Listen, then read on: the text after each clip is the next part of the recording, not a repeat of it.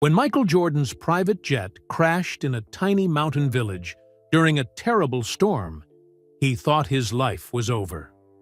The greatest basketball player in the world was stuck in the middle of nowhere, with no phone, no internet, and no way to escape.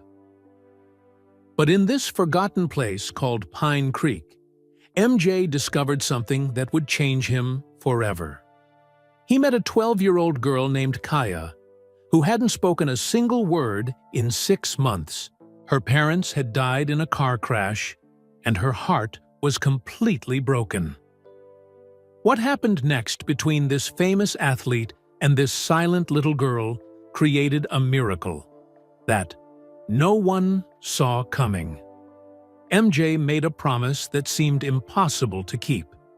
Kaya found courage she didn't know she had, and together they started something that would help thousands of children around the world. But here's what will shock you most. MJ wasn't just helping Kaya heal from her terrible loss. He was running from a scary secret of his own, something that made him just as frightened and lost as she was. How can a plane crash in the middle of nowhere become the best thing that ever happened to two broken people? And what is the amazing secret that MJ reveals at the end that leaves everyone in the village absolutely stunned? The private jet sliced through the dark Montana sky like a silver arrow. Inside, Michael Jordan sat in his leather seat, staring out the window at the thick forest below. He was supposed to be thinking about his charity event in Seattle tomorrow, but his mind was somewhere else entirely. "We should arrive in about 2 hours, Mr. Jordan," called Captain Rosa Martinez from the cockpit. She had been flying for 15 years and had never lost a passenger. Her voice was calm and professional, just like always. MJ nodded, but didn't answer. He couldn't stop thinking about the phone call from his doctor. 3 weeks ago, the words kept spinning in his head like a broken record. Heart condition, surgery, risk, fear. Outside, storm clouds began rolling in from the west. They looked like giant gray mountains in the sky, growing bigger and darker by the minute. Lightning flickered inside them like camera flashes. "Sir, we might hit some rough weather," Captain Martinez announced. "Please make sure your seatbelt is tight." The plane started to shake. At first, it was just little bumps, like driving over small rocks. Then, the shaking got worse. MJ gripped the armrests of his seat as the aircraft bounced up and down. Thunder crashed all around them. Rain hammered against the windows so hard it sounded like marbles hitting glass. The plane rocked back and forth like a boat on rough water. "This is worse than I thought," Captain Martinez muttered, fighting to control the aircraft. Her knuckles were white as she gripped the steering controls.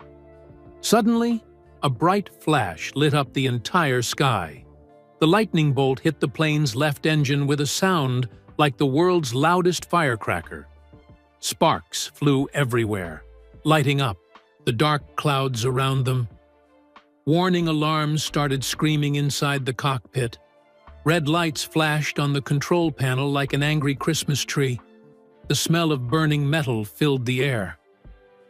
"We've been hit," Captain Martinez shouted over the noise. "Engine 1 is dead." The plane tilted to the left, spinning in a slow circle. MJ felt his stomach drop as they began falling toward the earth. Through his window, he could see trees and mountains rushing up to meet them. "We're going down!" Captain Martinez yelled. "I need to find somewhere to land." MJ's heart pounded in his chest. He had faced many challenges in his life, winning championships, dealing with pressure, making impossible shots. But he had never faced anything like this. Captain Martinez scanned the ground below them, looking for any place flat enough to land a plane. All she could see were thick pine trees, steep hills, and rocky cliffs. There was nowhere safe to put the aircraft down. "Come on," she whispered to herself, wiping sweat from her forehead. Then, through the rain and darkness, she spotted something, a small clearing next to what looked like a tiny village. It wasn't much, just a field of tall grass surrounded by trees. But it was their only chance. "Hold on tight," she called to MJ. "This is going to be rough."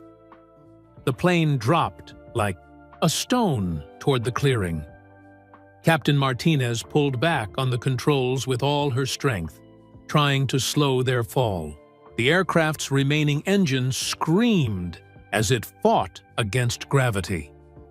They hit the ground hard. The plane bounced once, twice, then slid across the grass field like a giant sled. Dirt and grass flew everywhere. The sound of metal scraping against earth was deafening. Finally, after what felt like forever, the plane came to a stop. Steam rose from the damaged engine. The cabin was filled with smoke, but they were on the ground. They were alive. MJ sat in his seat for a moment, hardly believing they had survived. His expensive suit was wrinkled and torn. His hands were shaking, but he was breathing. "Are you hurt?" Captain Martinez asked, turning around to check on him. She had a small cut on her forehead, but her eyes were bright with relief. "I think I'm okay," MJ said, his voice hoarse from the smoke. They climbed out of the smoking plane into the cool mountain air. MJ looked around at where they had crashed. There was a small village nearby, maybe 20 old wooden houses lined up along a single dirt road. Mountains rose up all around them like giant walls. In the distance, he could see people running toward the crash site. A tall man with gray hair led the group, followed by women, children, and elderly people. They all looked worried and scared. "Wherefore?" The villagers got closer. MJ noticed a small girl hanging back behind the others. She was maybe 12 years old, with long dark hair and sad eyes. She held an old basketball against her chest, watching him with a strange expression on her face. Then she turned and disappeared into the shadows between the houses, leaving MJ wondering who she was and why she looked so broken. The tall man with gray hair reached them first, breathing hard from running across the field. His weathered face showed deep concern as he looked at the smoking plane, then at MJ and Captain Martinez. "Are you both okay?" he asked, his voice gentle but strong. "That was quite a crash. We heard it from the village."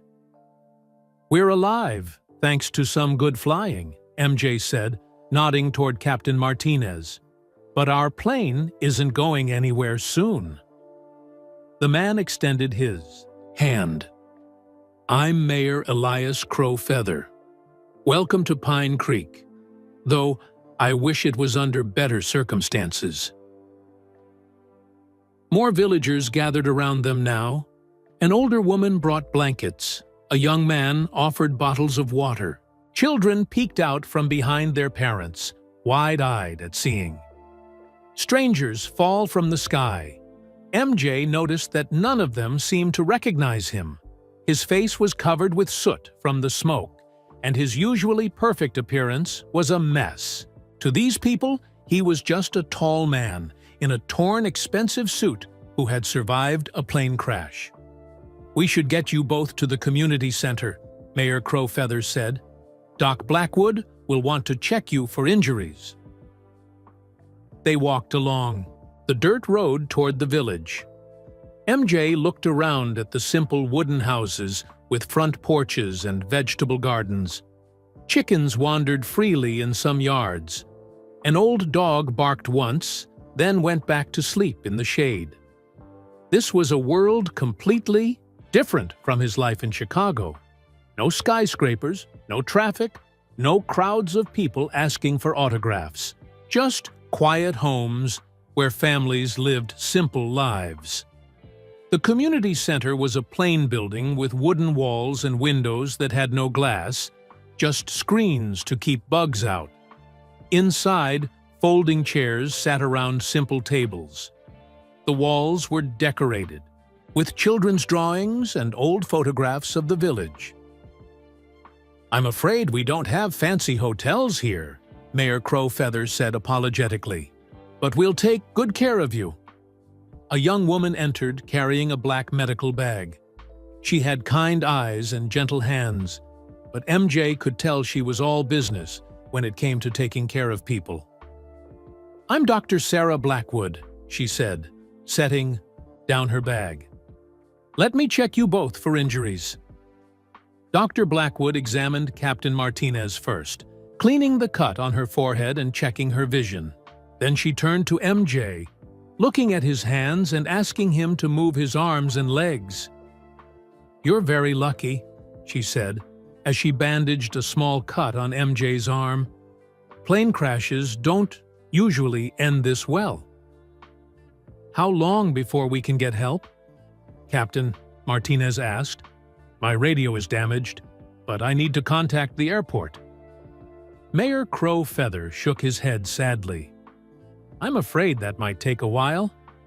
The storm knocked down our phone lines. The mountain roads are washed out from all the rain. Nobody can get in or out for at least 3 days, maybe more." MJ felt his heart sink. 3 days? He had meetings scheduled, endorsement deals to sign, appearances to make. His phone was completely dead, and there was no way to charge it here. "Don't worry," said an elderly woman who had been quietly preparing food. "We'll make sure you're comfortable. I'm Elena Crowfeather, the mayor's sister." She served them bowls of vegetable soup that smelled amazing. The bread was warm and homemade. The water came from a well behind the building and tasted cleaner than any bottled water MJ had ever drunk. As they ate, villagers stopped by to check on them. A teacher named Mrs. Running Bear brought extra clothes. A mechanic named Joe Strongheart looked at photos of the plane damage on Captain Martinez's camera. "Engine's definitely done for," Joe said, shaking his head. "You'll need parts flown in from the city."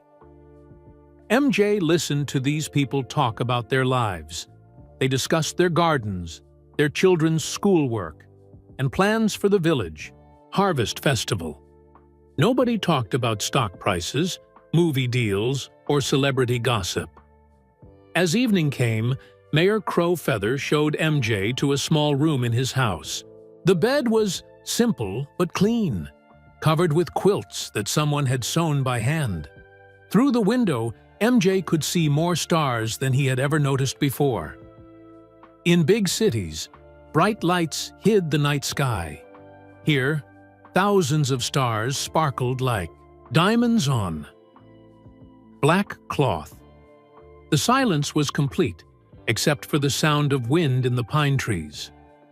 MJ lay on the bed, staring at the ceiling. When was the last time he had slowed down like this? When had he last had a real conversation with people who didn't want anything from him except basic human kindness? His life was filled with luxury hotels, private jets, and first-class everything. But these people with their simple homes and handmade quilts seemed happier than many rich people he knew. Just as he was falling asleep, he heard a sound outside his window. Bounce, bounce, bounce. Someone was dribbling a basketball. He got up and looked out the window. In the moonlight, he could see the same girl from earlier. She was alone in a small area behind the houses, practicing shots on an old basketball hoop with no net. Her form was perfect. Her shots were smooth and accurate, but even in the dim light, MJ could see tears streaming down her face as she played. Why was she crying? And why was she playing basketball alone in the middle of the night? MJ couldn't sleep after seeing the girl practicing basketball in the moonlight. Her tears and perfect shooting form stayed in his mind all night. When morning came, he found Mayor Crowfeather making coffee in the kitchen. "That girl I saw last night," MJ began carefully. "The one with the basketball. Who is she?" Mayor Crowfeather's face changed. The smile disappeared, and his eyes filled with sadness. He set down his coffee cup and looked out the window toward the mountains.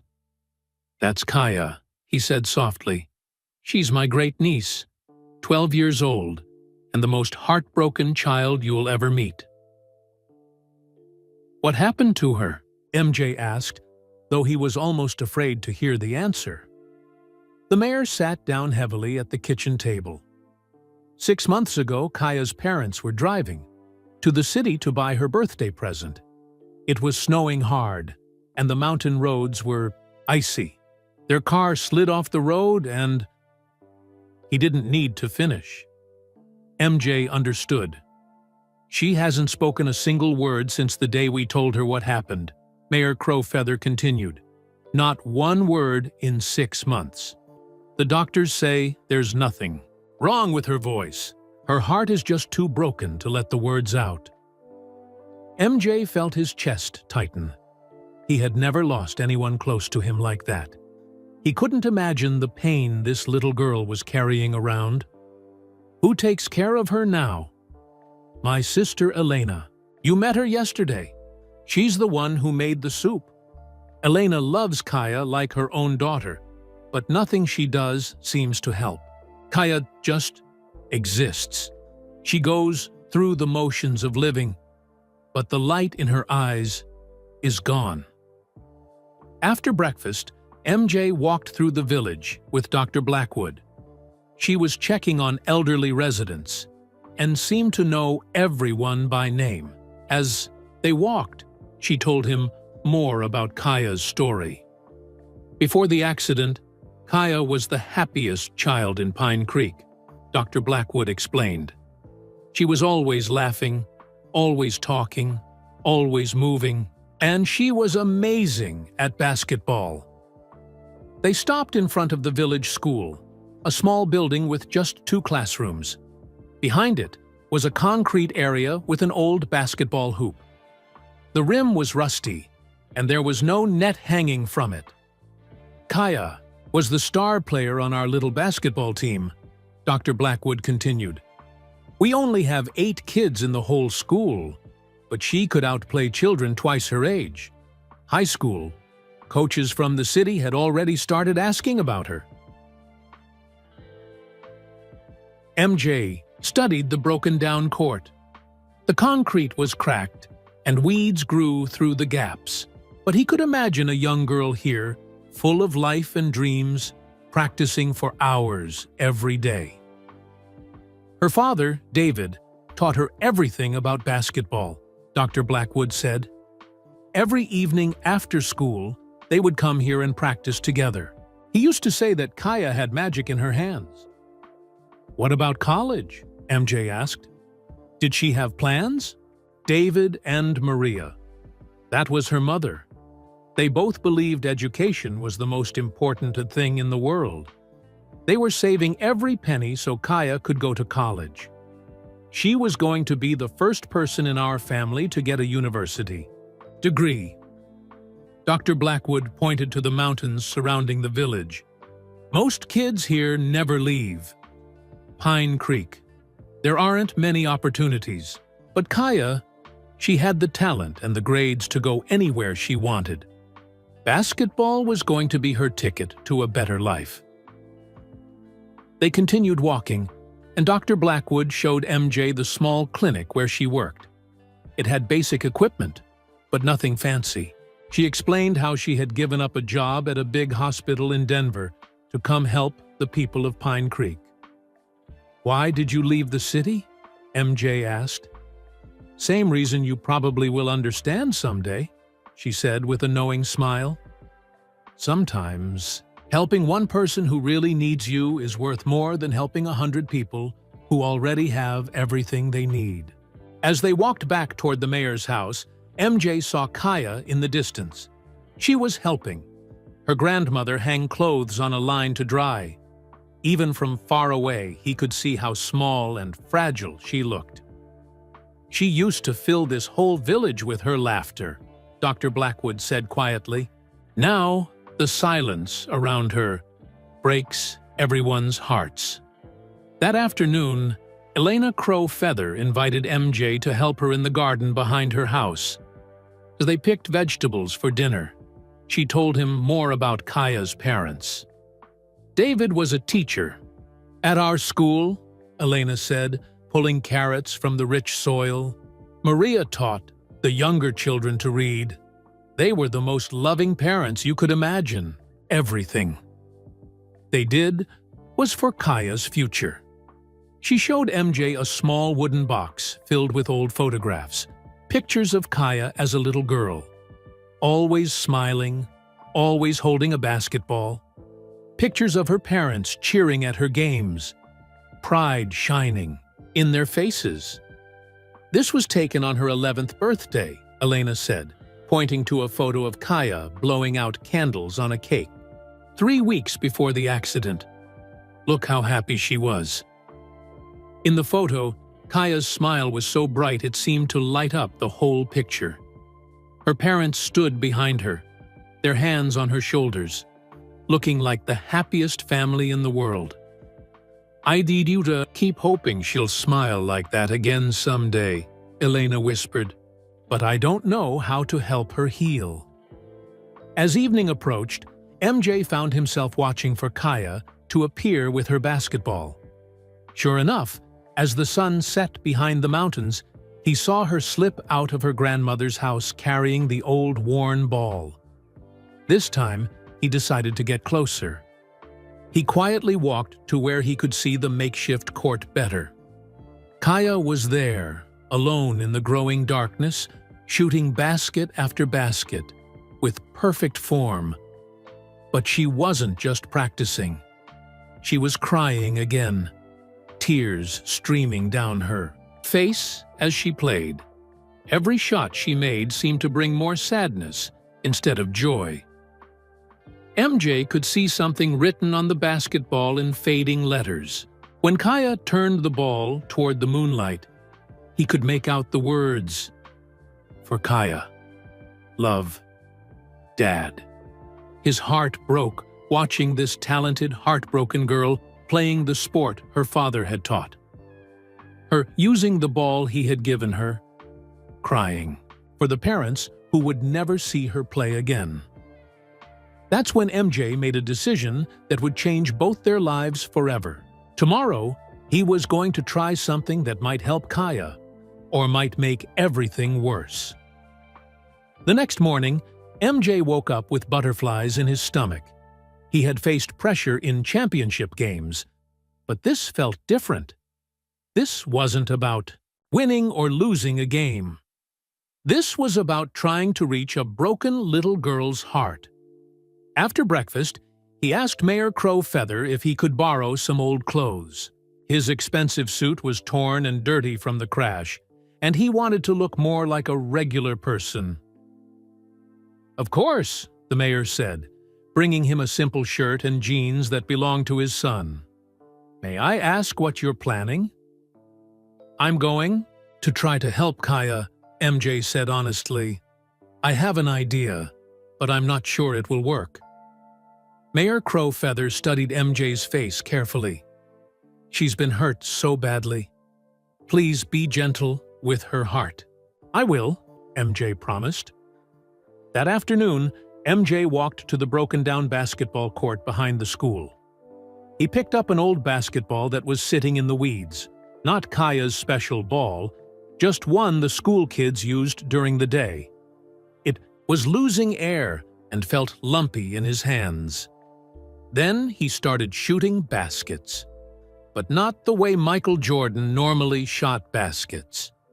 He missed badly. His first shot bounced off the rim and flew over the fence. His second shot didn't even reach the hoop. His third shot hit the side of the backboard, and bounced into the weeds.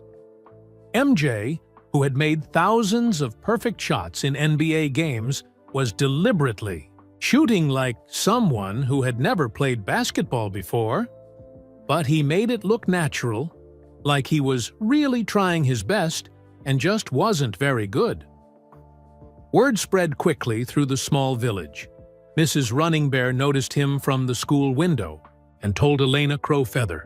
Elena told Dr. Blackwood. Soon, people were peeking out of their houses to watch the tall stranger struggling to make simple shots. MJ kept playing terribly. He missed layups that any child could make. He dribbled the ball off his foot. He even tripped over his own feet once, which made some of the village children giggle. But he knew Kaya was watching. He could feel her eyes on him from her grandmother's kitchen window. He just hoped his plan would work.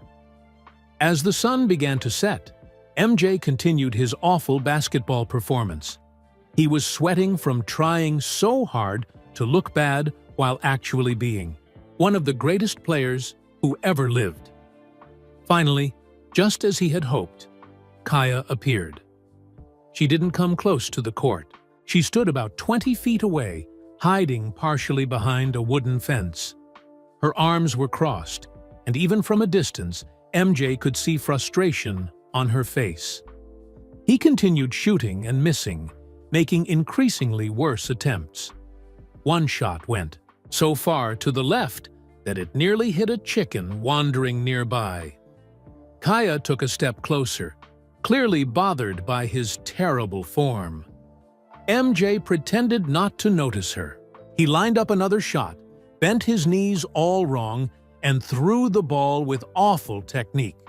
It bounced off the front of the rim and rolled toward Kaya's feet. She looked down at the ball, then up at MJ. Without thinking, she picked it up automatically. For just a moment, her natural basketball instincts took over. Her hands found the perfect grip. Her stance showed perfect balance. Then she realized what she was doing and quickly set the ball down, stepping back like it had burned her. "Thanks," MJ called out gently, walking over to get the ball. "This is harder than it looks." Kaya just stared at him with those sad, dark eyes. MJ picked up the ball and studied it like he was trying to figure out some great mystery. "I've been watching you practice at night. Your shooting form looks a lot better than mine." Kaya's eyes widened in surprise. She hadn't known anyone was watching her midnight sessions. "Maybe you could show me how it's done," MJ asked hopefully. Kaya shook her head quickly and started to walk away. But MJ tried a different approach, one that he hoped might spark the competitive fire he had seen in her eyes. "I bet you think you're better than me at basketball," he said with a playful challenge in his voice. "But you're probably too scared to prove it." This stopped Kaya dead in her tracks. She turned around slowly, and for the first time since MJ had arrived in Pine Creek, he saw real fire in her eyes. Not sadness, not emptiness, anger and pride. She glared at him for a long moment, her small hands clenched into fists. "How about this?" MJ continued, keeping his voice casual. "Tomorrow evening, just you and me. A little shooting contest. Nothing fancy. Just see who can make more shots." Kaya continued staring at him, her jaw set with determination. "If you win," MJ said, "I'll give you something special. Something that will help you remember how good you really are at basketball." He paused, then added the part that he hoped would seal the deal. "But if I win, which I probably won't, you have to do something for me. You have to say one word to your grandmother. Just one word. Deal?" Kaya's eyes filled with conflict. MJ could see her mind racing. She wanted to prove she was better than this clumsy stranger, but speaking to her grandmother felt impossible after 6 months of silence. Finally, slowly, she nodded her head. "Yes, great," MJ said with a smile. "Tomorrow night, right here. May the best player win." As Kaya walked back toward her grandmother's house, word of the challenge spread through Pine Creek like wildfire. By dinnertime, everyone in the village knew about the shooting contest. Between the tall stranger and their beloved but broken little girl. Dr. Blackwood pulled MJ aside after dinner. "Are you sure about this?" she asked, worry clear in her voice. "Kaya is so fragile right now. If something goes wrong, if she gets upset or feels embarrassed." "I understand the risk," MJ said, "but she needs something to fight for.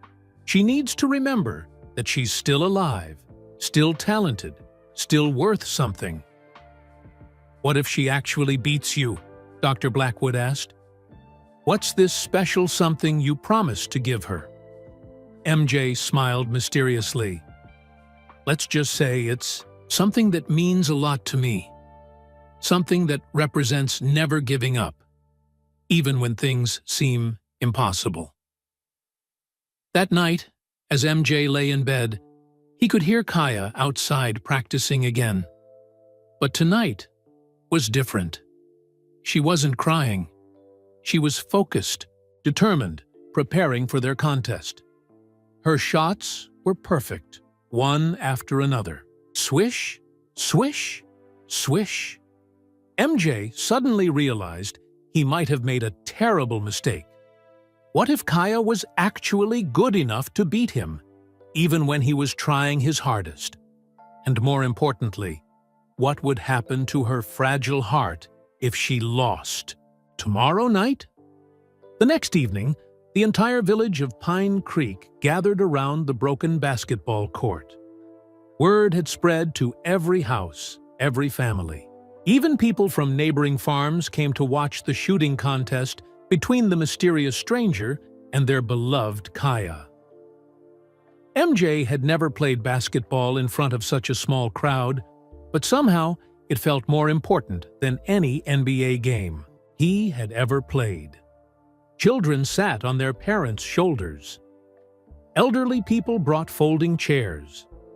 Teenagers stood on fence posts to get better views.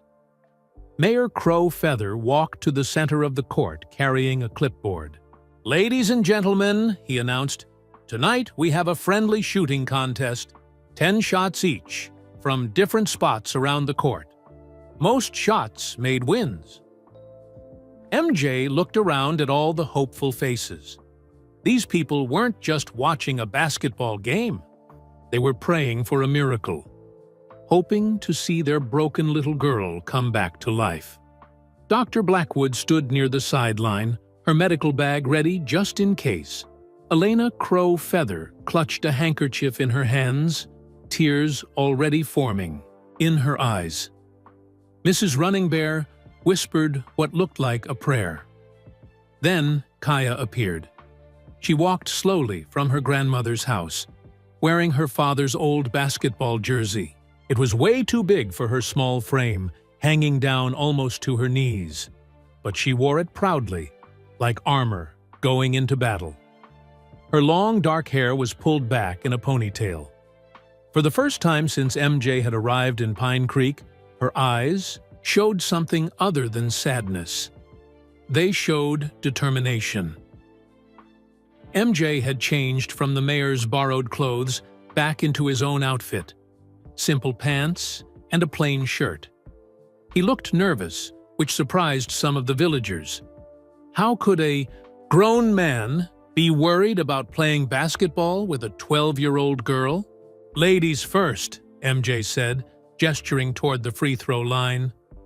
Kaya stepped up to the shooting spot. The crowd fell completely silent. Even the wind seemed to stop blowing. Everyone held their breath. She bounced the ball 3 times, the same ritual her father had taught her years ago. She bent her knees, brought the ball up in perfect form, and released it with a smooth, confident. motion. Swish. The ball went through the rusty rim without even touching the metal. Perfect shot. The crowd erupted in cheers and applause. Children jumped up and down. Adults hugged each other. Elena Crowfeather covered her mouth with her hands, crying happy tears. Kaya almost smiled. Almost. But not quite. MJ stepped up for his turn. He could easily make this shot with his eyes closed, but he had to stick to his plan. He deliberately shot too hard, and the ball bounced off the back of the rim. The villagers gasped. Some shook their heads sympathetically. Dr. Blackwood wondered if this strange man really knew what he was doing. Shot after shot, the pattern continued. Kaya played beautifully, making difficult shots look easy. Her form was textbook perfect. Every movement showed years of loving instruction from her father. Meanwhile, MJ continued to struggle, missing shots that any decent player should make. He made some shots. He had to, or it would look too fake. But he missed more than he made. By the 8th shot, Kaya had made 7 baskets. MJ had only made 3. The contest seemed almost over. But something magical was happening that was more important than the score. As Kaya prepared for her 9th shot, she looked around at the crowd of neighbors who had watched her grow up. She saw Mrs. Running Bear, who had spent extra time teaching her math when she struggled. She saw Joe Strongheart, who had fixed her bicycle for free when she was 8. She saw Dr. Blackwood, who had held her hand during the worst days after her parents died. These people had been bringing food to her grandmother for months. They had helped with chores without being asked. They had given her space to grieve, while never giving up hope that she would heal. For the first time in 6 months, Kaya felt something other than sadness and loss. She felt connected to her community again. She felt loved. She made her 9th shot easily, a beautiful arc that dropped through the rim without touching anything. The crowd went wild with celebration. MJ stepped up for his 9th shot. He could easily make this one and several more to tie or even win the contest. But as he looked at Kaya's face, seeing the first spark of real joy she had shown in months, he realized something important. Winning had never been the point. He missed the shot on purpose, bouncing it gently off the rim. "Looks like you're going to beat me," he said to Kaya with a genuine smile. "You're really good at this." Kaya prepared for her final shot. If she made it, she would win 8-4. The entire village held its breath. This was about more than basketball now. This was about whether their beloved girl could find her way back to believing in herself. She dribbled the ball once, twice, 3 times. She looked at the rim, then at her grandmother, then at all the faces surrounding the court. Just as she was about to shoot, she stopped. She turned to look directly at MJ with curious, intelligent eyes. Something about his reaction to losing, something about the way he moved when he thought no one was watching, made her suspicious. "You're not really bad at basketball, are you?" she asked quietly. The crowd gasped, not just because she had spoken her first words in 6 months, but because her question showed how smart she was. MJ looked into those dark eyes and saw that she had figured out his secret. There was no point in lying anymore. "No," he admitted. "I'm not bad at basketball." "Then who are you really?" Kaya asked, her voice getting stronger. MJ took a deep breath. The moment of truth had arrived sooner than he expected. "My name is Michael Jordan," he said simply. The entire village fell completely silent. Then everyone started talking at once. Some people didn't believe it. Others pulled out old magazines and newspapers, comparing the photos to the man standing on their basketball court. "The Michael Jordan?" Mayor Crowfeather asked, amazed. MJ nodded. "I was trying to help without all the attention that usually comes with being me." But Kaya wasn't starstruck like everyone expected. Instead, she looked hurt and angry. "You lied to me," she said, her voice breaking. "You pretended to be bad, so I would think I was beating the greatest basketball player ever. But it was all fake." Her words hit MJ harder than any criticism from sports reporters ever had. In trying to help her, he had broken the trust she was just beginning to build with the world again. "You're right," he said honestly. "I did lie about my basketball skills, but I didn't lie about wanting to help you. And I didn't lie about being impressed by your talent." Kaya's eyes filled with tears. "My talent doesn't matter anymore. My parents are gone. They were the only ones who cared about my dreams." The crowd watched this emotional exchange, many people wiping away their own tears. They had all been hoping and praying for Kaya to heal, but they were seeing how deep her pain really went. MJ knelt down to Kaya's eye level, looking directly into her sad, angry eyes. "Can I tell you something about dreams?" he asked gently. "The best dreams don't belong to just one person. Your parents gave you the gift of loving basketball, but that gift is still yours. It doesn't die when people die." He gestured to the crowd of villagers surrounding them. "Look around. Do you see how happy these people are just because you made a few basketball shots? Do you see how proud they are of you? Your dreams matter to all of them now." Kaya looked at the faces around the court. Elena was crying with joy.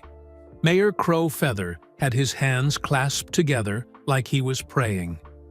The children were staring at her with pure admiration. "But I miss them so much," she whispered. "I know you do," MJ said softly. "Missing them means you loved them. But giving up on everything they taught you doesn't honor their memory. Playing basketball, being brave, chasing your dreams, that's how you keep them alive in your heart." Kaya wiped her eyes and looked down at the basketball in her hands, the one with her father's name written on it in fading ink. "Will you show me?" she asked MJ quietly. "Will you show me how good I could really be?" MJ smiled and stood up. "I'd be honored to. But first, I have something to tell everyone. Something that I think will surprise you all." MJ looked around at all the faces staring at him in the fading evening light.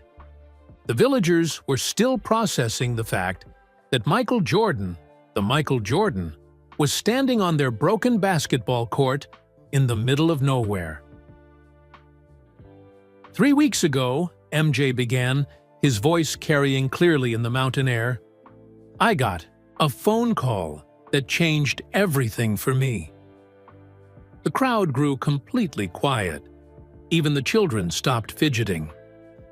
"My doctor told me they found something wrong with my heart. Not life-threatening, but serious. Enough that I might need surgery. For the first time in my life, I felt scared. Really scared." Dr. Blackwood stepped forward slightly, her medical training making her pay close attention to every word. "I've always been someone who faces challenges head-on," MJ continued, "but this time, I panicked. I jumped on my private jet without even knowing where I wanted to go. I just told Captain Martinez to fly somewhere quiet, somewhere no one would find me while I figured out what to do." Elena Crowfeather reached out and gently touched his arm. "And instead of finding a place to hide, you found us." "I found all of you," MJ agreed, "but especially Kaya. Watching her struggle with losing her parents made me realize something important. I was so afraid of maybe getting sick that I forgot about all the healthy days I still have left."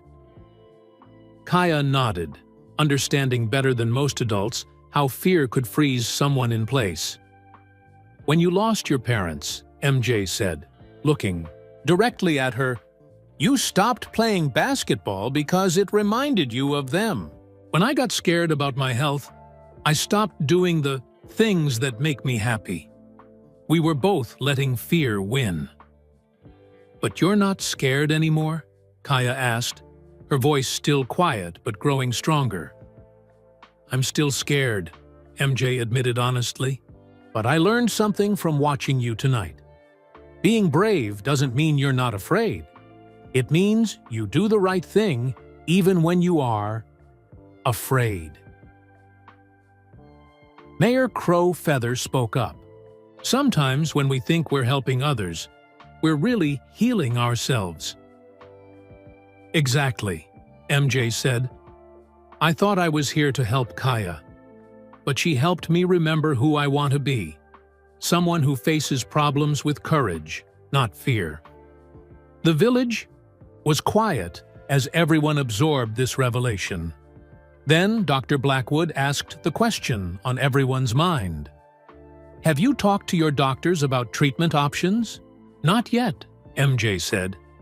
"I was too scared to hear what they might say." But watching Kaya find the courage to speak again, to play basketball again, to trust people again, it showed me that I need to face my problems instead of running from them. He pulled out his satellite phone, the only phone that worked in the remote mountains. "Tomorrow morning, I'm going to call my doctors. I'm going to schedule whatever surgery or treatment I need. And I'm going to do it with the courage this little girl showed me." The crowd murmured approval. Several people wiped tears from their eyes. But MJ wasn't done with his surprises. "There's something else," he said. "Something I've been thinking about since I crashed here 3 days ago." He walked over to where Kaya stood holding her father's basketball. "Kaya, you asked me to show you how good you could really be at basketball. But what if I told you I want to do more than just give you a few lessons?" Everyone leaned forward, curious about what he meant. "What if I told you I want to start a new program, the Jordan Foundation Scholarship for Rural Athletes? And what if I told you that you're going to be the very first scholarship recipient?" Kaya's eyes grew wide. Elena Crow Feather gasped and covered her mouth with her hands. "The scholarship covers everything," MJ explained. "Professional basketball, training, academic, tutoring, and eventually a full college scholarship to any university you want to attend." The crowd erupted in excited chatter. This was more than anyone had ever dreamed possible. But Elena looked worried. "This sounds wonderful, Michael. But Kaya is still healing. She needs stability and family support." MJ had expected this concern. "The program doesn't take her away from Pine Creek. We bring the training here. I'm going to build a proper basketball court for the village, with lights for evening practice, a small indoor gym for winter, and equipment that actually works." Mayor Crow Feather could hardly believe what he was hearing. "You would do all that for our little village?" "Professional coaches will come here every month to work with Kaya and any other kids who want to learn," MJ continued. "But Pine Creek will always be her home base. She'll grow up here, surrounded by people who love her." Mrs. Running Bear stepped forward from the crowd. "What about school? Our little school is fine for basic education. But if Kaya is going to college?" "The scholarship includes the best tutors available," MJ said. "She'll get a world-class education right here in Pine Creek. When she's ready for college, she'll be prepared for anywhere she wants to go." Dr. Blackwood shook her head in amazement. "What made you decide to do this? You could help kids anywhere in the world." MJ looked around at all the kind faces surrounding him. Pine Creek gave me something I needed, too. You reminded me why basketball matters. It's not about fame or money. It's about bringing people together and helping each other be better than we thought we could be. He knelt down in front of Kaya again. But there's one condition to this scholarship. Everyone held their breath, wondering what it could be. You have to promise me that when you finish college, you'll come back to Pine Creek and help. Other kids follow their dreams too. Will you be the coach who teaches the next generation? Kaya's eyes filled with tears, but this time they were happy tears. You mean, I could come back home after college? I could teach basketball to kids the way my dad taught me? That's exactly what I mean, MJ said. Your parents wanted you to get a good education. They wanted you to have opportunities, but they also wanted you to remember where you came from and help your community. Elena Crow Feather stepped forward, tears streaming down her face. David and Maria would be so proud, she whispered. Kaya looked around at all the faces, the mayor, the doctor, her teacher, her neighbors, and friends. These people had supported her through the darkest time of her life. Now, they were celebrating a future brighter than anyone had ever imagined. Yes, she said firmly, her voice strong and clear. I promise to come back and help other kids, just like you helped me. MJ stood up and shook her hand like she was signing a professional contract. Then we have a deal. But he still had one more surprise, the biggest one of all. Kaya, he said, reaching into his pocket, I promised you something special if you won our contest. You definitely won. Not just the basketball game, but something much more important. He pulled out a small box and opened it carefully.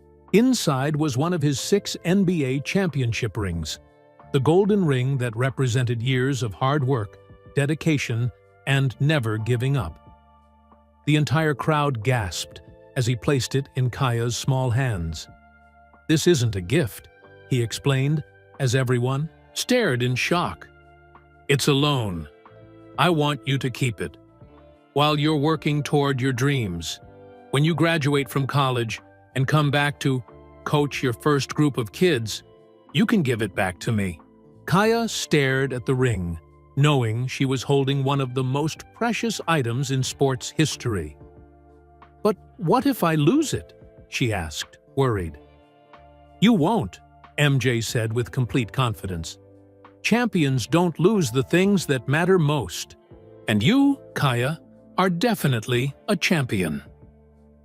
As the crowd cheered and cried happy tears, Kaya looked up at MJ with wonder in her eyes. Why? She asked simply. Why are you doing all this for me? MJ smiled and looked up at the stars beginning to appear in the darkening sky. Because sometimes, he said, the most important victories happen in the smallest places. And because you taught me that real champions aren't just the ones who win games. They're the ones who keep playing even when life breaks their heart. As the crowd slowly began to break up, people hugging and wiping happy tears from their eyes, MJ picked up the old basketball that had been forgotten on the court. He held it out to Kaya. How about we start your real training right now? He asked with a smile. Kaya nodded eagerly, still clutching his championship ring carefully in her other hand. What happened next was something no one in Pine Creek would ever forget. Under the stars and the light of a few lanterns that villagers had brought, Michael Jordan gave Kaya a private basketball lesson that was worth more than any amount of money. He showed her advanced shooting techniques that only professional players usually learned. He demonstrated proper footwork for driving to the basket, defensive positioning, and how to read what other players were thinking. "Your basic skills are already excellent," he told her as the amazed crowd watched. "Your father taught you incredibly well, but let me show you some things that could take you to the next level." For over an hour, MJ worked with Kaya on the broken concrete court. She learned quickly, her natural talent shining even brighter with professional guidance. The rusty rim and cracked. Surface didn't matter. This was pure basketball education from the greatest player who ever lived. As they practiced, something magical happened. Kaya began to smile. Not just small, careful smiles, but real joy spreading across her face like sunshine after a storm. She was remembering why she had fallen in love with basketball in the first place. "My dad always said I had magic in my hands," she told MJ between practice shots. "He was absolutely right," MJ replied, watching her sink another perfect shot. "But magic only works if you believe in it." Dr. Blackwood stood with Elena, both women crying happy tears as they watched Kaya come alive again. "Look at her," Dr. Blackwood whispered. "She's not the same broken little girl who wouldn't speak this morning." "David and Maria can see this," Elena said softly. "I know they can. They're so proud of their little girl right now." As the lesson continued, more villagers drifted back to watch. Children sat on the ground in amazement. Teenagers took mental notes, hoping to learn something they could use in their own games. Even elderly people who had never played basketball found themselves fascinated by the beauty of perfect technique. MJ taught Kaya how to use her smaller size as an advantage. He showed her moves that would help her play against bigger, stronger opponents. Most importantly, he taught her how to think like a champion. "Basketball isn't just about making shots," he explained. "It's about understanding the game like music. You have to know when to be fast and when to be patient, when to take risks, and when to play it safe." Kaya nodded seriously, absorbing every word like she was in the most important class of her life. "The BB Tour best players," MJ continued, "don't just react to what's happening. They see what's going to happen before it does." To demonstrate, he set up a practice situation where Kaya had to decide whether to shoot or pass an imaginary ball to an imaginary teammate. Her basketball intelligence impressed him even more than her shooting skills. "You have something special that can't be taught," he told her. "You see the game differently than other players. That's a gift that will take you as far as you want to go." As the impromptu lesson wound down, Mayor Crow Feather approached them. "Michael," he said, "I've been thinking about what you said earlier, about building a basketball court and bringing coaches here regularly. That's an incredible gift, but why? Why would you do so much for strangers?" MJ sat down on the concrete court, and Kaya sat beside him. The remaining villagers gathered closer, sensing they were about to hear something important. "A few days ago, I thought I had everything," MJ began. "Money, fame, 6 championship rings, a place in the Basketball Hall of Fame. But when I got scared about my health, none of that mattered. I felt completely alone." He looked around at the simple houses and the faces of people who had welcomed him without knowing who he was. "You all gave me something I hadn't felt in years. Genuine, human kindness without wanting anything in return. Elena fed me homemade soup. Dr. Blackwood took care of my injuries. The mayor gave me a place to sleep. None of you asked for autographs or pictures or favors." Captain Martinez, who had been quietly listening from the edge of the crowd, stepped forward. "I've flown Mr. Jordan to many places over the years. I've never seen him this relaxed, this happy." That's because this is the first place in a long time where I was treated like a person, instead of a celebrity, MJ said. And watching Kaya fight through her pain reminded me what real strength looks like. He stood up and offered Kaya his hand to help her up. But there's more to this story. Something I haven't told you yet. The villagers looked at each other curiously. What more could there be? Tomorrow morning, Captain Martinez and I have to leave Pine Creek. A rescue helicopter is coming to take us back to civilization. But before I go, I want to make you all a promise.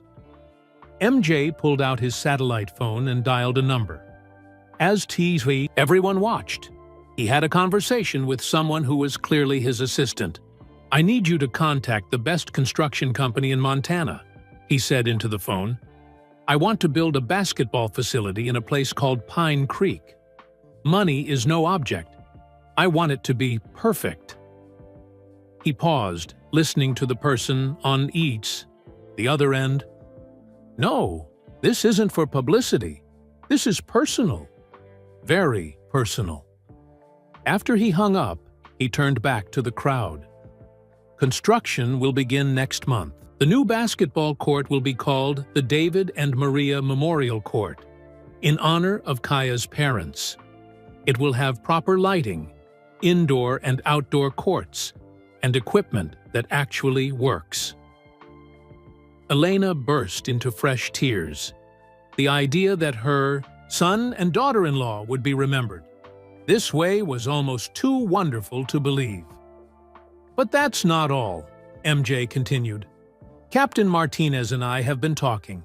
She's agreed to start a regular flying service connecting Pine Creek to the outside world. Medical emergencies, school trips, family visits, whatever you need. Captain Martinez nodded. This village saved our lives. Now we want to help improve yours.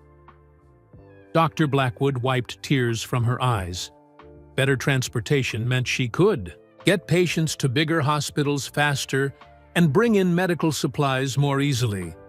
The Jordan Foundation is also expanding beyond just Kaya, MJ announced. We're creating scholarship opportunities for every child in Pine Creek who wants to pursue higher education, college, trade school, whatever their dreams require. The parents in the crowd could hardly believe what they were hearing. Their children would have opportunities they had never imagined possible. MJ knelt down in front of Kaya one more time.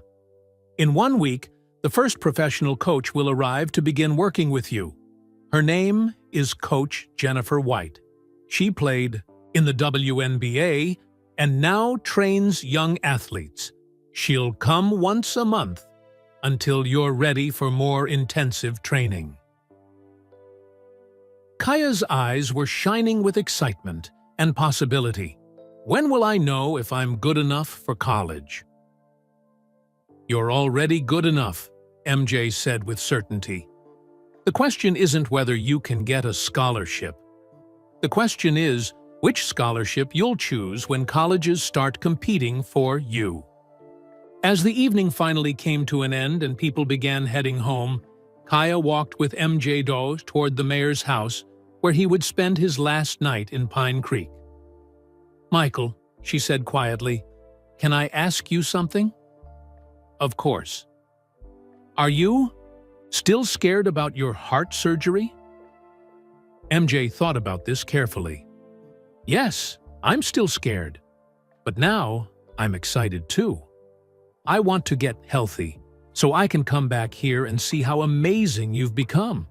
Will you really come back? Kaya asked. Even after you're famous again and busy with important things? MJ stopped walking and looked down at this remarkable little girl who had changed his life in just 3 days. Kaya, I want you to understand something. You and Pine Creek aren't distractions from important things. You are the important things. You reminded me what really matters in life. He pointed to the championship ring hanging around her neck on a chain. That ring represents 6 years of my life, when I thought winning basketball games was the most important thing in the world. But helping you remember how to dream again? That's worth more than all 6 championships combined. As they reached the mayor's house, Kaya had one more question. What happens tomorrow when you leave? Will everything go back to being sad and quiet? MJ smiled and looked up at the stars one more time. No, Kaya. Tomorrow is when your real story begins. The plane crash was just the prologue. Everything that happens next, the training, the education, the college scholarship, the kids you'll coach someday, that's the real adventure. He opened the door to go inside, then turned back to her. And I have a feeling it's going to be the greatest story ever told. The next morning came too quickly. MJ woke up to the sound of helicopter blades cutting through the mountain air. Through his window, he could see the rescue helicopter landing in the same field where his plane had crashed 3 days earlier. He packed his few belongings slowly, not wanting this moment to end. The simple room with handmade quilts had become more of a home to him than his mansion in Chicago ever felt. Elena Crowfeather knocked softly on his door. "Breakfast is ready," she said, "and the whole village wants to say goodbye." When MJ walked outside, he was amazed to see that every single person in Pine Creek had gathered to see him off. Children who barely knew his name 3 days ago now hugged him like family. Adults who had never traveled more than 50 miles from home talked with him like an old friend. Dr. Blackwood pulled him aside first. "You know, when you first crashed here, I thought you were just another rich person who would look down on our simple way of life." "What changed your mind?" MJ asked. "You did," she said with a warm smile. "You showed us that greatness isn't about how much money you have or how famous you are. It's about how you treat people when nobody important is watching." Mayor Crowfeather presented MJ with a special gift, a handmade dream catcher created by Elena's skillful hands. The intricate web was decorated with feathers and beads that sparkled in the morning sunlight. "This is to catch good dreams and let the bad ones slip away," the mayor explained. "May it remind you of your time with us and bring you peaceful sleep." MJ accepted the gift with genuine gratitude. "I'll treasure this always." Mrs. Running Bear stepped forward with the 8 children from the village school. Each child had drawn him a picture or written him a letter. The artwork showed stick figures playing, basketball, airplanes in the sky, and hearts with "thank you" written inside. "These are from all of us," she said, "to remember that you'll always have a family here in Pine Creek." Captain Martinez checked her watch. "We should start heading to the helicopter soon," she said, gently. "Weather conditions are perfect right now, but that could change." As they walked toward the field, more villagers joined the farewell procession. Joe Strongheart shook MJ's hand and promised to help with construction when the new basketball court was built. The elderly woman who had brought blankets the first night blessed him in the traditional Native American language. But as they reached the helicopter, Kaya appeared. She had been quiet all morning, and MJ could see that saying goodbye was hard for her. She was wearing her father's basketball jersey. Again? And carrying the worn basketball with his name on it. "I have something for you too," she said, reaching into her pocket. She pulled out a small piece of paper, folded carefully. When MJ opened it, he found a pencil, drawing of the 2 of them playing basketball under the stars. The artwork wasn't perfect, but it captured the emotion of that magical night perfectly. "It's beautiful," MJ said, his voice thick with emotion. "I'll keep this forever." "Michael," Kaya said, raising her hand like she was in school again. "Can I ask you something important before you go?" MJ nodded, curious about what was on her mind. "Why were you really flying over Pine Creek that night? Seattle is far away, but your plane was flying right over our village when it crashed. That seems like it was supposed to happen." The T-Dirbo crowd murmured in agreement. Several people had wondered about this, but hadn't wanted to ask. Pine Creek was in the middle of nowhere, not on any normal flight path between major cities. MJ looked at this incredibly smart 12-year-old and realized he couldn't avoid the truth any longer. She deserved to know the whole story. He took a deep breath and looked up at the clear blue sky. "You're absolutely right to ask that question," he said. "I wasn't just flying to a charity event in Seattle. I was running away." This confession surprised everyone, especially Dr. Blackwood, who could tell there was more to the story. "Running away from what?" Kaya asked gently. MJ sat down on a large rock near the helicopter, and Kaya sat beside him. The rest of the village gathered closer, sensing they were about to hear something very important. "3 weeks ago, I got news that scared me more than anything ever had," MJ began. "The doctors found something wrong with my heart. Not immediately dangerous, but serious enough that I might need surgery." He paused, looking at the faces around him, people who had become like family in just 3 days.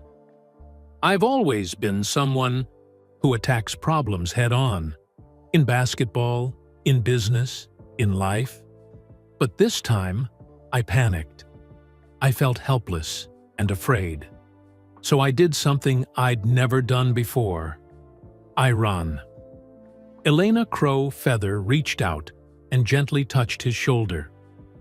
"And instead of finding a place to hide, you found us." "I found all of you," MJ agreed. "I told Captain Martinez to just fly somewhere quiet, somewhere remote, where no one would think to look for me. I didn't care where we went. I just wanted to disappear until I figured out how to deal with my fear." Kaya nodded wisely, understanding better than most adults how fear could make someone want to hide from the world. "When we crashed here," MJ continued, "I thought it was the worst possible thing that could happen. I was angry and frustrated. But now I know it was exactly what I needed." "How?" asked Dr. Blackwood. "What changed?" MJ looked directly at Kaya. "Watching you struggle with losing your parents made me realize something crucial. I was so afraid of maybe getting sick that I had stopped living. I was wasting all my healthy days worrying about days that might never come." "But you're not scared anymore?" Kaya asked. "I'm still scared," MJ admitted honestly. "The surgery is still scary. The unknown is still frightening. But I learned something from you, Kaya. Being brave doesn't mean you're not afraid. It means you do what needs to be done, even when you are afraid." Mayor Crow Feather spoke up. "Sometimes when we think we're helping others, we discover that we're the ones being helped." "Exactly," MJ said. "I thought I came here to help Kaya find her voice and her dreams again. But she helped me find my courage. She showed me that real champions face their problems instead of running from them." The village fell quiet as everyone absorbed this revelation. The idea that someone as successful as Michael Jordan could be scared and lost made him seem more human, more like them. Then Kaya did something that surprised everyone, including herself. She stood up and took MJ's hand. "Want to shoot some baskets one more time before you go?" she asked. "My dad always said, basketball helps you think more clearly." MJ looked at her small hand holding his and felt his heart fill with gratitude and love for this remarkable little girl. "I'd like that very much," he said. They walked to the broken basketball court one last time as MJ and Kaya began shooting. Baskets. In the morning sunlight, something beautiful happened that no one had expected. The entire village joined them. Mayor Crowfeather grabbed a ball and started shooting from the corner. Dr. Blackwood surprised everyone by making 3 shots in tirete. A row. Elena cheered from the sidelines while Mrs. Running Bear coached the younger children. What followed was the most joyful basketball game anyone in Pine Creek had ever experienced. It wasn't about competition or winning. It was about community, love, and celebration. As they played, MJ realized something profound. This broken court, with its rusty rim, was producing more pure happiness than any professional arena he had ever played in.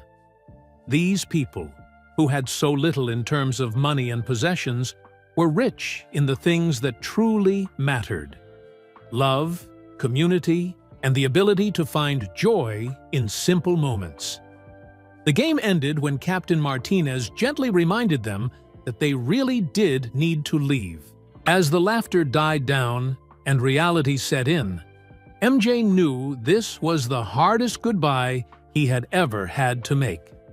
He gathered everyone in a circle for one final moment together. "I want you all to know," he said, "that these 3 days have changed my life forever. You saved me in ways that have nothing to do with the plane crash. You reminded me what really matters." "What really matters?" asked one of the school children. MJ looked around the circle at all the faces, young and old, hopeful and wise. "Family," he said. "Community. Using your gifts to help other people. And never giving up, even when things get really, really hard." Kaya stepped forward and hugged him tightly. "Promise me you'll call your doctors today," she whispered. "Promise me you'll be brave." "I promise," MJ whispered back. "And you promise me you'll keep playing basketball, not just for yourself, but for your parents too. They would want you to chase your dreams." "I promise," Kaya said. As MJ walked toward the helicopter, he turned back one more time to look at the village that had become his sanctuary. Pine Creek looked tiny against the backdrop of the enormous mountains, but he knew it would forever hold a huge place in his heart. The helicopter lifted off, and MJ watched through the window as the village grew smaller below them, but something inside him felt bigger than it ever had before. 3 hours later, when they landed in Denver, MJ pulled out his phone and made the most important call of his life. "Dr. Peterson, this is Michael Jordan. I'm ready to schedule that. Heart surgery. And doctor, I'm not scared anymore." 3 months later, MJ stood in his doctor's office in Chicago, holding a phone to his ear. The surgery had gone perfectly, and his heart was stronger than ever. But the most important call he needed to make wasn't to reporters or business partners.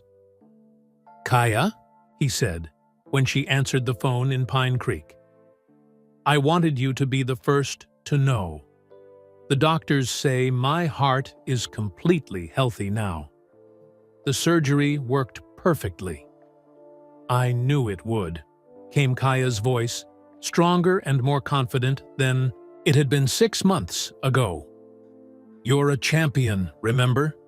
Champions don't give up." "We both are champions," MJ replied with a smile. "How's your training going with Coach White?" "She's amazing," Kaya said excitedly. "She says I've improved more in 3 months than most. Kids do in 2 years. And guess what? The new basketball court is almost finished." MJ felt his heart swell with pride and joy. Even while recovering from surgery, he had made sure the construction in Pine Creek stayed on schedule. The David and Maria Memorial Court was going to be the most beautiful basketball facility in all of Montana. "I can't wait to see it," MJ said, "and to see how much you've grown." "When are you coming back?" Kaya asked. "Everyone in the village asks about you every day." "Soon," MJ promised. "Very soon." 2 weeks later, MJ's private jet touched down on the new landing strip that had been built near Pine Creek. Captain Martinez smiled as she turned off the engines. "Ready to go home?" she asked. MJ looked out the window at the mountains and forests he had grown to love. "More ready than I've ever been for anything." But nothing could have prepared him for what he saw when they drove into the village. Where the old broken basketball court used to be, there now stood the most beautiful sports complex anyone in Pine Creek had ever imagined. The David and Maria Memorial Court had indoor and outdoor courts with perfect hardwood floors, glass backboards, and nets that looked like they belonged in the NBA. But the most amazing thing wasn't the building. It was the people using it. 23 children from Pine Creek and the surrounding area were participating in the first official Jordan Foundation basketball camp. Kids of all ages and skill levels were learning from Coach Jennifer White and 2 other professional instructors. And there, in the middle of it all, was Kaya. She had grown taller in the months since MJ had seen her. Her movements were more confident, her shots more accurate. But the biggest change was in her eyes. They sparkled with life and joy and dreams. When she saw MJ walking toward the court, she broke into the biggest smile he had ever seen. "Michael!" she called out, running toward him. But she wasn't the sad, broken little girl he had left behind. This was a young athlete who knew exactly who she was and where she was going. "Look!" she said, pointing to a wall where dozens of college recruitment letters were displayed. Duke, Stanford, University of Connecticut, North Carolina. They're all interested in me, and I'm only 13. MJ shook his head in amazement. "Your parents would be so incredibly proud." "I know they are," Kaya said confidently. "I feel them with me every time I play." Coach White approached them, wiping sweat from her forehead. "Michael, you should know that Kaya is the most dedicated student I've ever worked with. She practices every day, studies her schoolwork religiously, and helps teach the younger kids too. She's a natural leader," added Coach Martinez, who had indeed started the flying service and was now bringing supplies and visitors to Pine Creek regularly. Dr. Blackwood walked over from where she had been watching her own 8-year-old son practice free throws. "The whole village has changed since you were here," she told MJ. "The kids have hope now. The parents see possibilities they never imagined. And Kaya, she's become an inspiration to everyone." That evening, as the sun set behind the mountains, MJ and Kaya sat together on the steps of the Memorial Court. The building was quiet now, but they could hear the echo of children's laughter from earlier in the day. "Can I tell you something?" Kaya asked. "Always," MJ replied. "Sometimes I still get sad about my parents. I still miss them terribly. But now when I feel that sadness, I also feel grateful." "Grateful for what?" "Grateful that they taught me to love basketball. Grateful that their love brought me to this moment. Grateful that losing them led me to finding you and Coach White and all these opportunities." Kaya pulled out the championship ring she still wore on a chain around her neck. "This ring reminds me every day that champions don't just win games. Champions turn their pain into purpose. MJ felt tears in his eyes. This 13-year-old girl had learned lessons about life that many adults never figured out. "Kaya," he said, "I need to tell you something important. When I first came here, I thought I was helping you, but you saved me in ways you'll probably never fully understand." "How?" "You showed me what real courage looks like. You taught me that being brave isn't about not being scared. It's about doing what's right even when you are scared. Because of you, I faced my surgery with confidence instead of fear." Kaya nodded thoughtfully. "My dad used to say that sometimes God puts people in our lives at exactly the right moment. Maybe your plane was supposed to crash here." "I think you're absolutely right," MJ said. They sat in comfortable silence for a while, watching the stars appear in the clear mountain sky. Then Kaya spoke again. "Michael, I've been thinking about something, about the promise I made to come back here after college and coach kids." "What about it?" "I don't just want to coach basketball. I want to start a program that helps kids who have lost their parents, like I did. I want to show them that they can still have dreams, still have hope." MJ smiled. Even at 13, Kaya was already thinking about how to help others. "That's a beautiful idea. What would you call this program?" "The David and Maria Foundation," she said without hesitation. "We could help kids all over the country who are dealing with loss. Basketball could be the tool we use to help them heal, just like it helped me."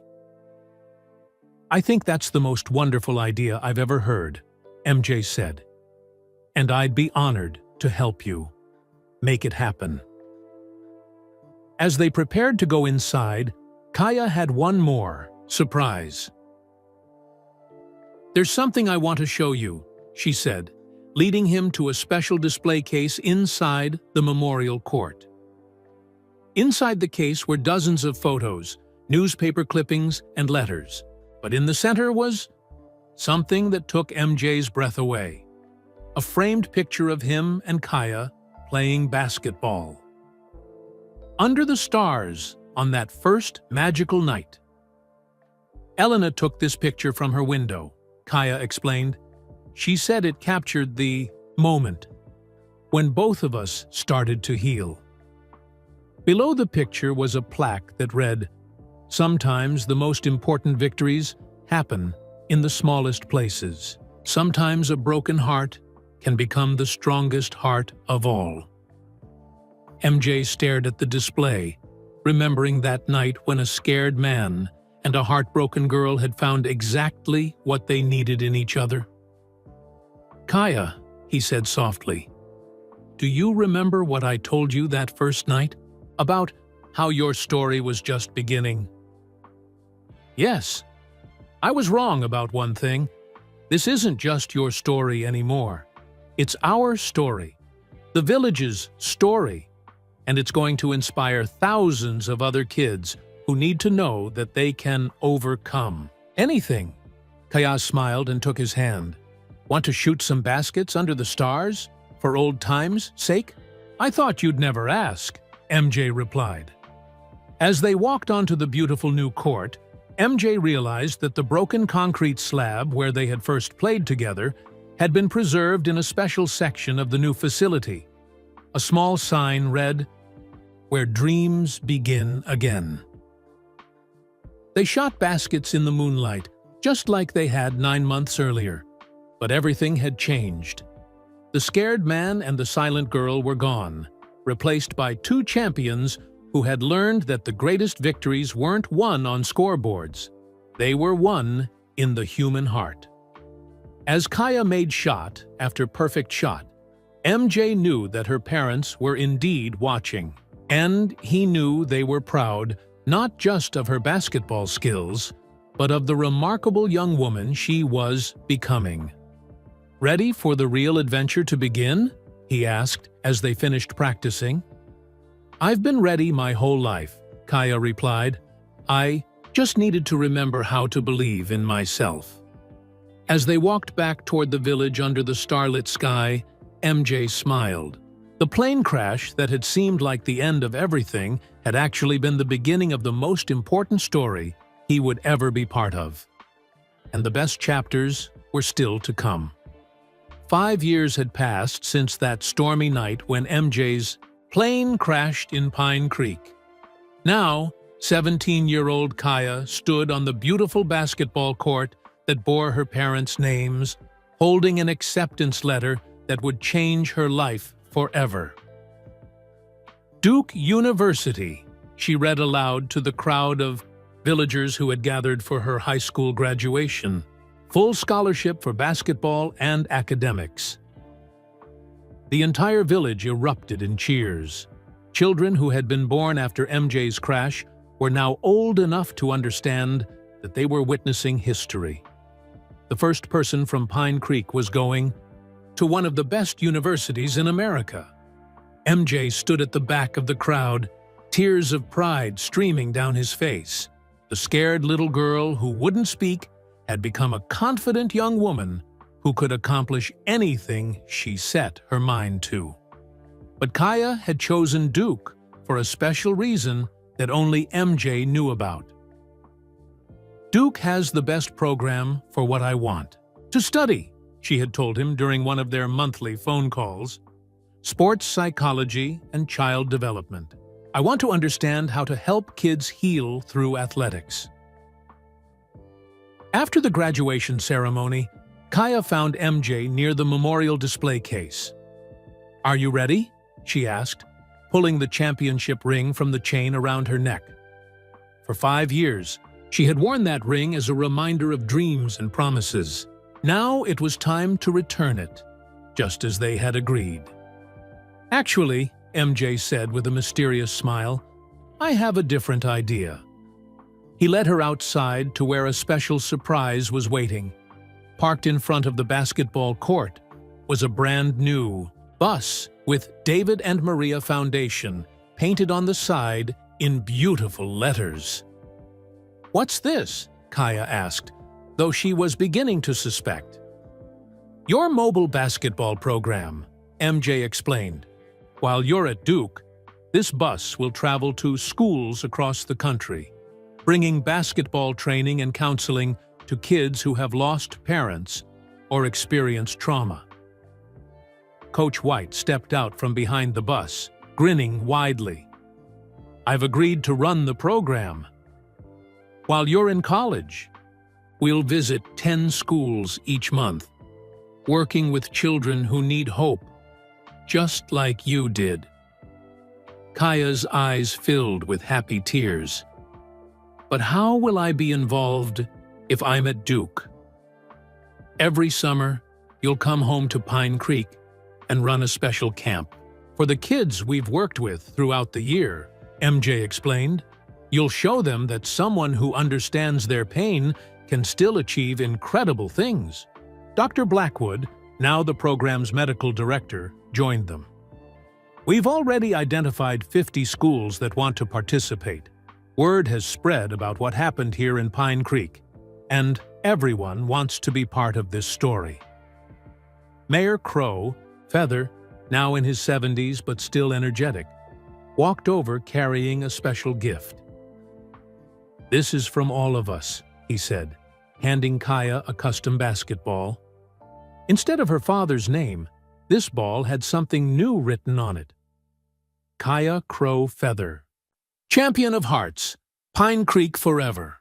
Every child in our program will receive one of these," Elena Crow Feather explained. "They'll know that someone believes in their dreams, even when they can't believe in themselves." As the celebration continued around them, MJ and Kaya walked to their special spot, the preserved section of the original broken court. "I have something to tell you," MJ said. "Something I've never told anyone else." Kaya sat down on the old concrete, curious. "The night before my plane crashed here, I had made a decision. I was going to retire from all my business activities. I was going to give up on everything because I was too scared to face my health problems. What changed your mind? You did. Watching you find the courage to live again after losing everything showed me that I had no excuse for giving up when I hadn't lost anything at all. MJ pulled out a small box from his pocket. This is why I want you to keep my championship ring.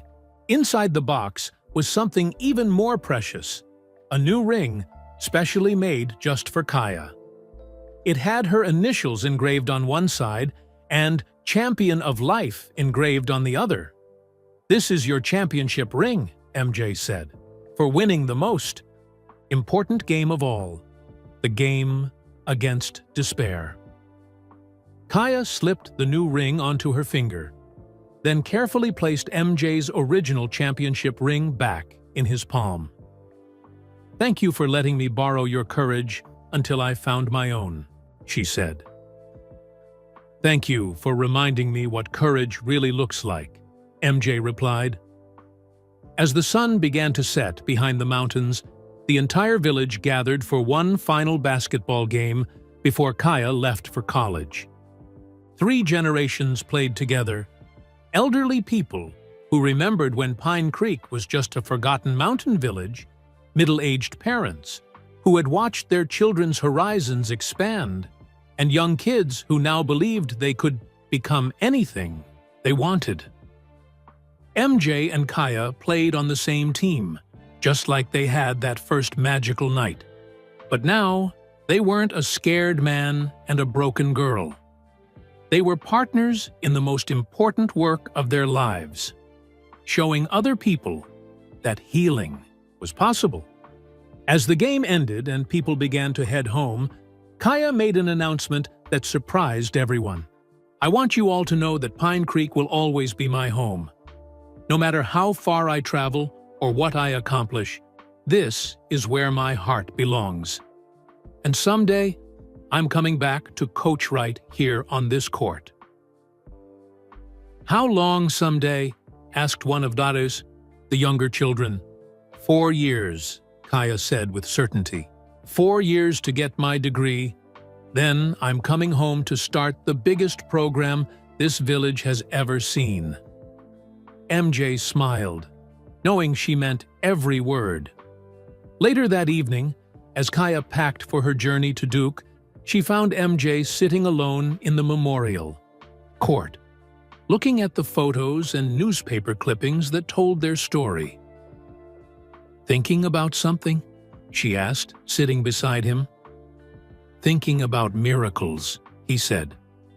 5 years ago, I thought my plane crash was the worst thing that could happen to me. Now I know it was the best thing that ever happened to either of us." "Do you really think it was a miracle?" Kaya asked. MJ looked around at the beautiful facility, thought about the dozens of children who had already been helped by their programs, and considered the thousands more who would benefit in the years to come. "I think," he said slowly, "that sometimes when we're lost, the universe conspires to put us exactly where we need to be, even if it takes a plane crash to get us there." Kaya nodded. "My dad used to say that everything happens for a reason, even when we can't see the reason at first." "Your dad was a wise man, and he raised an even wiser daughter." The next morning, as Kaya prepared to leave for Duke, the entire village gathered once more. But this wasn't a sad goodbye. This was a celebration of a young woman who was going out into the world to share the healing she had found. MJ handed her a special gift, a photo album filled with pictures from the past 5 years. The first photo showed a silent, heartbroken little girl. The last photo showed a confident young woman surrounded by children she had helped learn to love basketball. "For when you need to remember how far you've come," he said. "And for when other kids need to see what's possible," Kaya added. As her bus pulled away from Pine Creek, heading toward her college adventure, Kaya looked back one more time at the village that had raised her, the court where she had learned to dream. Again, and the man who had shown her that champions are made not by what they win, but by how they help others win, too. Through the bus window, she could see MJ standing on the basketball court, shooting baskets in the morning sunlight. But he wasn't alone. A new group of children had gathered around him, eager to learn, eager to believe in themselves. The cycle was continuing, just as it should. Kaya smiled and opened her laptop. She had a speech to write for her first presentation at Duke. A speech about a plane crash that changed 2 lives and started a movement that would help. Thousands of children discover that broken hearts could become the strongest hearts of all. Friedrich Thie, title of her speech was simple. Sometimes the most important victories happen in the smallest places. As Pine Creek disappeared behind the mountains, Kaya knew that her real journey was just beginning, and she couldn't wait to see where it would lead. Dr. Kaya Crow Feather stepped out of her car in front of the David and Maria Memorial Complex. The original basketball court had grown into a full campus that included dormitories, classrooms, a medical clinic, and training facilities that rivaled any professional sports center. But the most amazing thing wasn't the buildings. It was the people using them. Over 100 children from across the country were participating in the summer session of the David and Maria Foundation. Kids who had lost parents, survived trauma, or simply needed to believe in themselves were learning that basketball could be a bridge to healing. Dr. Crow Feather called a 10-year-old girl who had arrived just last week. Watch this shot. The Doyce girl, who hadn't spoken for months after losing her father in a car accident, made a perfect free throw. Her smile was so bright it seemed to light up the entire court. "Beautiful!" Kaya called back. "Your father would be so proud." Michael Jordan, now in his 60s, but still moving like an athlete, walked over to join her. "How does it feel to be back home?" "Like I never left," Kaya said, looking around at the mountains that had shaped her entire life. "And like everything is just beginning." "Any regrets about turning down that coaching job with the WNBA?" Kaya shook her head. "This is where I belong. This is the work I was meant to do." She pointed to a new addition to the memorial display, a wall covered with photos of children who had gone through their program. Kids who had learned to smile again, to dream again, to believe in themselves again. "My parents wanted me to get a good education so I could help my community," she said. Mission accomplished. As the sun set behind the mountains, Kaya and MJ walked to their favorite spot, the preserved section of the original broken court where their story had begun. "Ready for another game of one-on-one?" MJ asked with a grin. "You know I'll beat you now," Kaya warned. "I'm not 12 anymore." "I'm counting on it," MJ replied. As they played basketball under the stars, just like they had 15 years earlier, children from the program gathered to watch. Some were healing from loss, others from trauma. All of them learning that their stories weren't ending. They were just beginning. In the distance, a plane flew overhead, its lights blinking against the dark sky. Kaya looked up and smiled, grateful for the night when a plane crash had become the first chapter of the most beautiful story she could have imagined. Sometimes the most important journeys begin with what looks like the end of everything. But as Kaya had learned in Pine Creek, endings are really just new beginnings in disguise. This emotionally engaging story delivers on every promise made in the title. showing how Michael Jordan's plane crash led to a transformation that changed not just his life and Kaya's, but created a legacy that helps thousands of children heal and dream again. What an incredible journey we've shared together, from a terrifying plane crash to a life-changing friendship. Michael Jordan and Kaya showed us that sometimes our worst moments can lead to our greatest victories. This story reminds us that kindness has the power to heal broken hearts and change entire communities. Just like MJ and Kaya helped each other find courage, we can all make a difference in someone's life. I'd love to know where you're listening from. Drop a comment below and tell me which part of this story touched your heart the most. Are you from a small town like Pine Creek or a big city like Chicago? If this story inspired you to spread a little more kindness in the world, please hit that like button and subscribe to our channel. When we share stories like this, we help others remember that no matter how broken we feel, there's always hope for a beautiful tomorrow. And speaking of hope, don't miss the amazing story that's appearing on your screen right now. It's another incredible tale that will restore your faith in the power of human kindness. Thank you for listening, and remember, sometimes the most important victories really do happen in the smallest places. Keep spreading kindness wherever you go.